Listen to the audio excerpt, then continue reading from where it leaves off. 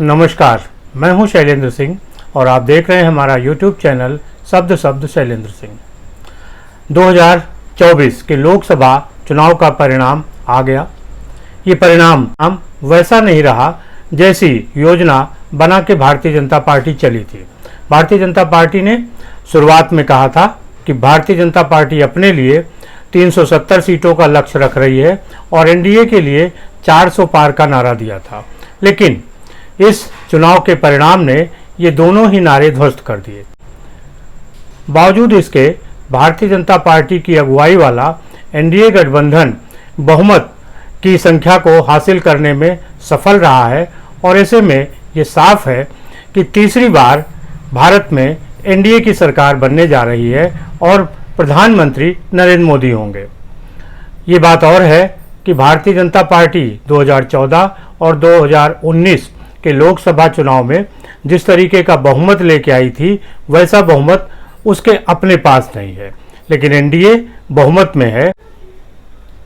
इस बहुमत में दो दलों का खास तौर से हाथ है, जिसमें जदयू यानी जनता दल यूनाइटेड जो बिहार की पार्टी है और इसके नेता नीतीश कुमार हैं, बिहार के मुख्यमंत्री हैं, वो उनका प्रमुख योगदान है और दूसरे आंध्र प्रदेश में चंद्रबाबू नायडू का भी अपना एक अहम रोल है।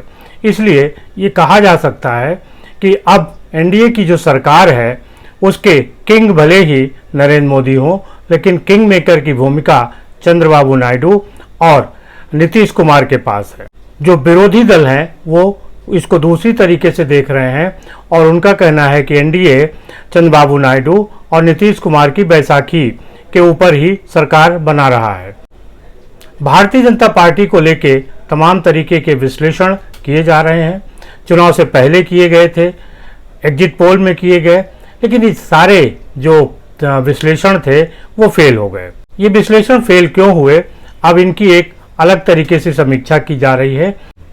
जनता अपने हिसाब से समीक्षा कर रही है और सोशल मीडिया पर इसको लेके जो एक धारणा बन रही है वो ये है कि भारतीय जनता पार्टी ने जिस तरीके से 2024 के चुनाव को राम मंदिर को केंद्र में रखते हुए तैयार किया और उसकी तैयारियों में राम मंदिर बीच में था, बावजूद उसके चूँकि भारतीय जनता पार्टी को अपेक्षित सफलता नहीं मिली और खास कर उत्तर प्रदेश, पश्चिम बंगाल और महाराष्ट्र जहां पर कि धर्म का प्रचार अधिक था, वहां पर भारतीय जनता पार्टी को हार मिली है।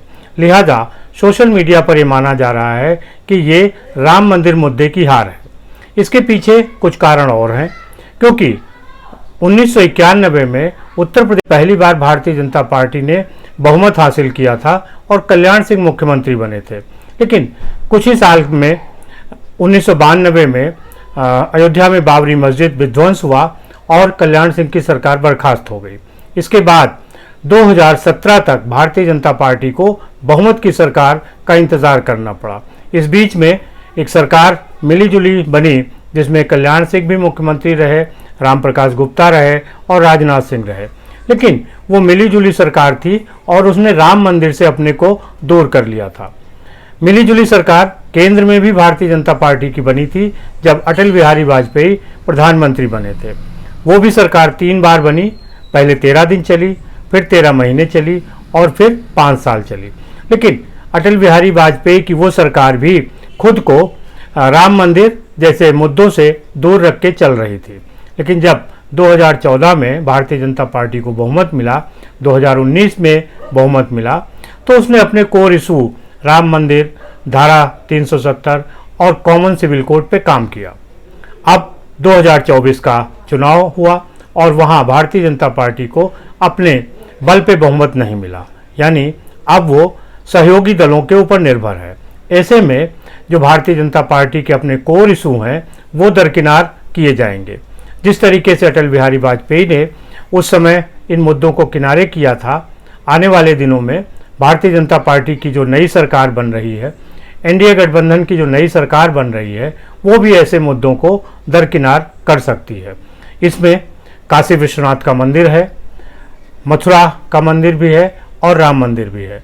राम मंदिर जो पूरी तरीके से बना नहीं है और उसका निर्माण कार्य चल रहा है। साथ ही साथ दूसरे भी ऐसे मुद्दे हैं जो भारतीय जनता पार्टी के अपने थे, ये मुद्दे उसको इस एनडीए सरकार में छोड़ने पड़ेंगे।